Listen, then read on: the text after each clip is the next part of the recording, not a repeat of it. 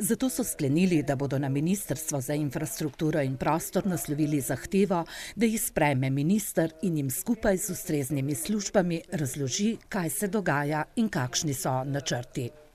Glede na to, da je državni prostorski načrt že sprejet in glede na to, da smo bili predčasno obveščeni o tem, da sredstva v višini okoli 7 milijonov evrov so v proračunu državnem, tako za projektiranje kot tudi za odkup zemljišč, in zdaj bi želeli dobiti informacije, kako je dejansko s tem.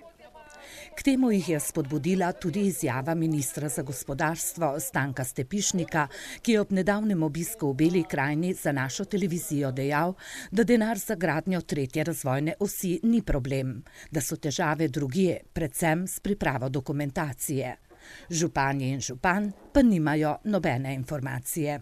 Nobene informacije, razen to, kar je dejal gospod minister Stepišnik, ki pa je govoril o sredstvih, ki jih je veliko, vendar so problemi drugje. No, mi pa menimo, da so problemi ravno v sredstvih in nas zdaj zanima, kako se ta razporejajo oziroma kje so na vidiku za izgradnjo samega južnega dela. Sklenili pa so tudi, da povprašajo mestno občino Novo mesto, kako se bo nadaljeval projekt Cero 2. Glede na to, da so posavske občine vlagale v svoj center za sortiranje odpadkov, jih zanima.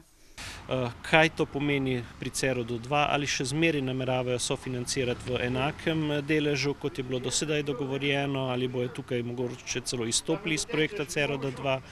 Kar bi seveda podražilo sofinanciranje projekta strani dolenjskih in belokranjskih občin.